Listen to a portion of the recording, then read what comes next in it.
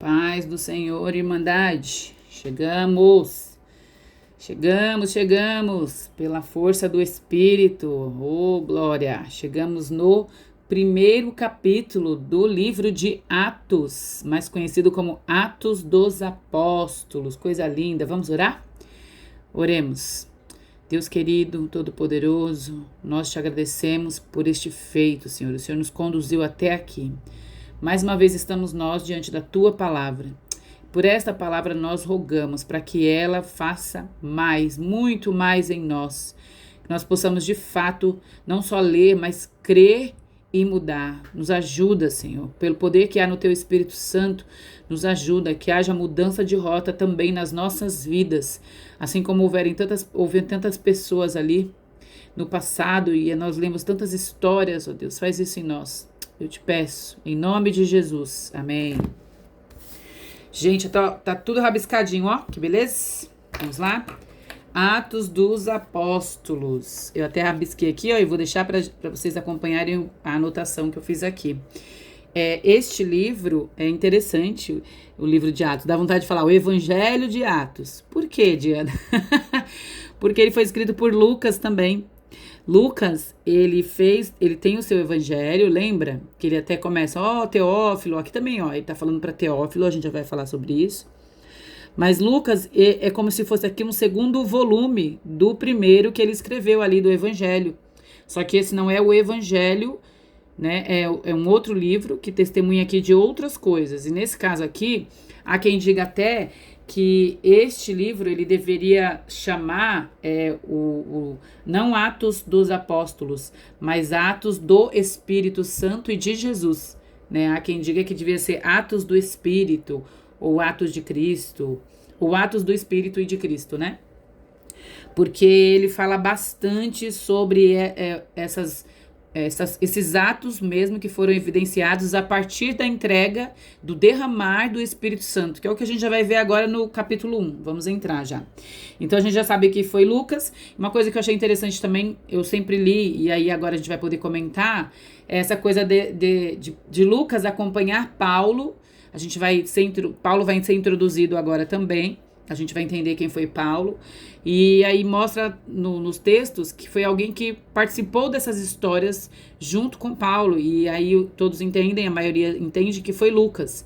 Então nós vamos também receber aqui muitos feitos de Pedro, dos apóstolos, mas num contexto maior assim de Pedro e de Paulo aqui no livro de Atos, tá? Então vamos lá, gente. Vamos lá que o tempo urge. Vamos ler e vamos tentar ler o máximo que a gente puder, que é muito bom. Tudo é legal, como eu digo. É muito legal esse aqui. Bora ler. Diz assim, ó. No meu livro anterior, tá vendo? Então ele escreveu um já. Teófilo. Quem que tinha escrito para Teófilo? A gente já sabe. Lucas. Então no meu livro anterior, Teófilo, escrevi a respeito de tudo o que Jesus começou a fazer e a ensinar, até o dia em que ele foi elevado aos céus. Depois de ter dado instruções por meio do Espírito Santo aos apóstolos que havia escolhido. Depois do seu sofrimento, Jesus apresentou-se a eles. Aí ele está falando aqui da ressurreição. A eles com muitas provas indiscutíveis. Tá vendo aqui, ó? Com provas indiscutíveis. Lembra que Lucas ele investigava? Ele entra aqui como até um historiador. Esse é um livro histórico, né? Como historiador, porque ele vem falando, ele foi atrás de testemunhas, ele queria ali narrar segundo provas, né? Então ele fala assim que tinham provas indiscutíveis de que ele estava vivo, que Jesus vive, aparecendo-lhe por um período de 40 dias. Então depois da ressurreição, Jesus, ele ainda ficou aqui 40 dias, ele aparecia, ele ia e vinha, né? Ele aparecia aos discípulos. E aí, isso que a questão de prova, ele fala até dessa questão física, que é o que nós vamos ver aqui, ó. Jesus estava vivo, aparecendo-lhes por um período de 40 dias. Certa ocasião, enquanto comia com eles, deu-lhes esta ordem. Por que ele fala assim, ó? Ele podia ter falado, certa ocasião deu a ordem para eles. Mas ele fala, enquanto comia com eles. Por quê? Porque ele tá querendo mostrar aqui, gente, que Jesus fisicamente voltou à vida, assim. Ele tinha um corpo físico, né? E é isso que está sendo narrado aqui no livro de Atos. Ele está dizendo aqui, ó, ele comia com eles. Gente, é maravilhoso, né? Saber que fisicamente Jesus está no céu. Já pararam para pensar nisso? Que ele comia aqui na terra, mas fisicamente o corpo dele está no céu? Nós vamos ver isso aqui já tô dando spoiler. Aí continua assim, ó. E qual foi a orientação, a ordem que Jesus deu para eles? E aí Jesus diz assim, ó, quando diz comia com eles, era um momento, lembrem-se, de intimidade. Ele estava ali com aquelas pessoas intimamente dando orientação para eles. Ele deu esta ordem.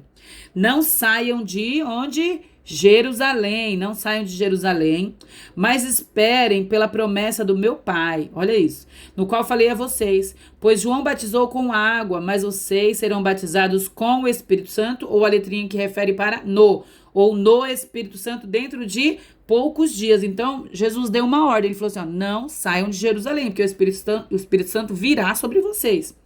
Em vocês serão batizados no Espírito. E aí, atravessa aqui uma pergunta. E aí, a pergunta é a seguinte, deles, né? Então, eles perguntaram assim, Senhor, é neste tempo que vais restaurar o reino a Israel? Gente, eles ainda não, eu até notei aqui, ó, eles ainda não tinham a mente de Cristo, né? Eles ainda não estavam entendendo bem o que era, que Jesus tinha ressuscitado. Será que eles estavam pensando que Jesus não seria um rei que ninguém ia conseguir matar mais? Porque se mata, ele volta vivo? Não sei, a gente não sabe o que pensar porque não está escrito, né? A gente tem que ver o que está escrito. Mas essa pergunta aqui é interessante, né? Eles não tinham compreendido bem ainda estavam confusos, vamos dizer assim. E aí, né, eles fazem essa pergunta e Jesus vem e fala assim, ó, as épocas o Pai estabeleceu pela sua própria autoridade. Não compete a vocês saber os tempos. Tá vendo aqui? Então Jesus fala, vocês não tem competência para vocês saberem disso. E Jesus já vem introduzindo aqui, olha o que ele diz, que é o ponto principal aqui, que eu entendi que é o ponto principal, porque esse é o ponto principal para a nossa vida. Imagine para esse capítulo, né? Que é o versículo 8, que diz assim, ó. Mas receberão poder quando o Espírito Santo descer sobre vocês. Poder vocês vão receber quando o Espírito Santo descer sobre vocês e serão minhas testemunhas, tanto em Jerusalém, que é onde isso ia acontecer, como em toda a Judéia. Então eles já estavam entendendo, é para os judeus, e também em Samaria. Aí eles já devem ter ficado meio assim, tipo, a gente vai ter que ir em Samaria, salvar samaritano. Lembra que eles não se davam? E aí o texto continua e Jesus diz assim, e até os confins da terra. E aí Jesus vem dizendo assim, eu vim para todos. Eita, Jesus é maravilhoso. Então Jesus fala para eles que o poder do Espírito Santo seria dado para eles para que eles testemunhassem. Eles seriam testemunhas. Testemunhas, a partir daqui, a missão deles, missão de vida agora, seria testemunhar de Cristo, testemunhar da ressurreição, desse Cristo vivo, até os confins da terra. E aí, quando Jesus estava falando isso, tendo dito isso, no 9 diz assim, ó, foi elevado às alturas. Meu Deus! Tendo dito isso, Jesus foi subindo, e aí tá escrito assim, ó, enquanto eles olhavam, e uma nuvem o encobriu da vista deles. E aí, eles ficaram com os olhos fixos no céu. Enquanto eles estavam olhando, chegaram 2 homens vestidos de branco e se puseram ao lado deles e disseram assim, Galileus, por que vocês estão olhando para o céu? Achei interessante isso, né, gente? Vou até puxar porque não dava pra ler, né? Gente, achei interessante. Tá todo mundo olhando e Jesus subindo e acho que ninguém sabia bem o que fazer, porque Jesus foi subindo e enquanto ele tinha acabado de falar, vocês vão receber poder, vocês vão ser minhas testemunhas, o Espírito de Deus virá. E eles continuaram olhando e aqueles 2 homens de branco, né, param ali do lado deles. E aí eles falam assim para eles, ó, para os discípulos. Este mesmo Jesus, esse mesmo corpo, esse mesmo Jesus, que dentre vocês foi elevado aos céus, voltará da mesma forma que o viram subir. E aí eu anotei o que aqui embaixo? Todo olho verá. Todo olho verá. É assim, Jesus voltará. Não dá para ficar só olhando para o céu. Dá para entender também isso, né, gente? Agora é tempo de testemunhar. Nós vimos, a nossa missão está no versículo 8, aqui, ó. Nossa missão está aqui. Recebereis poder do Espírito quando ele vier sobre vocês e serão minhas testemunhas. E no 12 diz assim, então eles voltaram a Jerusalém. Lembra que era a ordem? Fiquem em Jerusalém, voltaram em Jerusalém. Quando eles chegaram lá, nós vamos para cá. Quando eles chegaram lá, subiram ao aposento onde estavam hospedados. E aí, olha quem estava lá, gente. Eu separei uma corzinha para cada um deles para mostrar para vocês. Pedro, João, Pedro, Tiago e João no barquinho estão aqui, ó. Pedro, João, Tiago e André, Felipe, Tomé, Bartolomeu e Mateus, aí Tiago, filho de Alfeu, Simão Zelote, Judas, o filho de Tiago, e Jesus, lembra que na vida dele ele orava, eu até coloquei, Jesus sempre orava, sempre se retirava para orar, e aí no 14 está escrito isso, ó, tá escrito que eles aprenderam isso, ó. Todos eles se dedicavam unânimes à oração, com as mulheres também, olha, entre elas a mãe, aqui ó, Maria, mãe de Jesus. Eu coloquei até uma corzinha rosa aqui pra ela. E com os irmãos de Jesus. Porque assim, a mãe dele, Maria, perdão, deixa eu beber uma aguinha. A mãe de Jesus, Maria, foi a última vez que ela aparece aqui. Então é o último momento que fala de Maria, não vai falar mais dela. E olha aqui os irmãos de Jesus, vocês lembram que eles não acreditavam em Jesus? Vocês lembram disso? Pois aqui eles estão orando. Eita, todo mundo se converteu, aleluia. Tá todo mundo orando aqui, ó. E aí no 15 diz assim, ó. Pedro levantou-se entre os irmãos, um grupo de cerca de 120 pessoas. Então, olha, eu gostei de riscar isso aqui para mostrar o seguinte. Vocês lembram que eu falava assim, tinha o grupo mais íntimo de Jesus, tinha os 3, tinha o grupo mais íntimo, que era os 12, e tinha sempre uma turma que estava atrás dele ali junto com ele. E aqui tá falando que tinham 120 pessoas, e aí Pedro se levanta.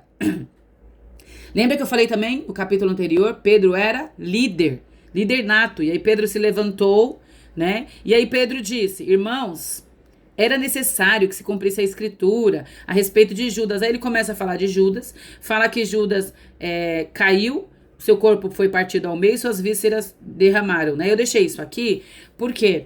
Porque tem gente que questiona, mas ele se enforcou ou ele caiu e o corpo dele se abriu, né? Até que fala do campo de sangue. E eu deixei isso aqui porque eu fui pesquisar e os estudiosos dizem que por conta da decomposição, quando ele ficou lá, ele ficou pendurado na forca, por conta da decomposição, né? O corpo dele aí depois acabou assim, arrebentando e caiu, e por conta disso. Então não é que um fala uma coisa e outro fala outra. O que aconteceu foi isso. E dá para entender exatamente que pode ter sido isso. Mas a gente fica com a Bíblia. O que está escrito na Bíblia está escrito e pronto. A gente não vai polemizar, como eu já disse. E aí Pedro vem falando o que a Bíblia diz a respeito disso. E diz assim, ó, é necessário que outro ocupe esse ofício. Tá vendo aqui, ó, no finalzinho do 20. Aí no 21, ou seja, eles falam assim, ó, o lugar de Judas está vazio e a gente precisa ocupar esse lugar. É isso que Pedro está dizendo. E aí no 21 diz assim, portanto é necessário que escolhamos um dos homens que estiveram conosco durante todo o tempo em que o Senhor Jesus viveu entre nós, desde o batismo de João até que Jesus foi elevado às alturas. E aí eles falam que iam indicar alguém. Eu que destaquei isso só pra gente... Eita, não dá pra ver, né? Perdão, gente. Aí eu destaquei isso aqui só pra gente ver o seguinte, mais uma vez, tinham pessoas ali de bastidores, que não eram desses 12, ou que não era dos 3 mais próximos, mas eles estavam sempre ali, e quando foi preciso, o nome deles estava na ponta da língua ali, eles foram selecionados. Para quê? Para um deles substituir Judas. E aí é uma coisa interessante que eles fizeram aqui, ó, eles tinham 2, um deles era José, chamado Barsabás, também conhecido como Justo, e Matias, aqui ó, Matias. Depois eles oraram, a oração deles, gente... Senhor, tu conheces o coração de todos. Mostra-nos qual destes 2 escolhestes para assumir esse ministério apostólico que Judas abandonou, indo para o lugar que lhe era devido. Aí eles lançaram sortes e a sorte caiu sobre Matias. E assim ele foi acrescentado aos 11 apóstolos. Aí é interessante porque lançaram sortes, é uma coisa que o pessoal sempre pergunta também. Lançar sortes era um costume do Antigo Testamento, tá, gente? E assim, os romanos, os gregos e outros povos também faziam isso. Os judeus, né, eles lançavam sortes, mas eles lançavam sortes acreditando na soberania de Deus. Tanto é que tá aqui, ó, oraram na soberania de Deus. Porque se fosse só para tirar na sorte, tira o palitinho e vamos ver quem vai ser. Mas eles oraram e a oração deles foi, Deus, você conhece o coração de todos. E também, só esta vez é mencionado que eles fizeram isso, né? Que eles lançaram sortes para decidir alguma coisa. Mas se a gente tem que ficar com algo na cabeça, gente, de todo este capítulo, vamos ficar com esse versículo 8, eu vou ler de novo, que isso é maravilhoso, ó. Mas receberão poder quando o Espírito Santo descer sobre vocês, Descer de onde? Vem do céu, gente. O Espírito Santo sobre nós. E serão minhas testemunhas. Nós seremos. Tem promessa que nós somos as testemunhas do Senhor. Em Jerusalém, Judéia, Samaria e até onde o Senhor quiser. Os confins da terra. Louvado seja o Todo-Poderoso e que Ele faça isso em nós.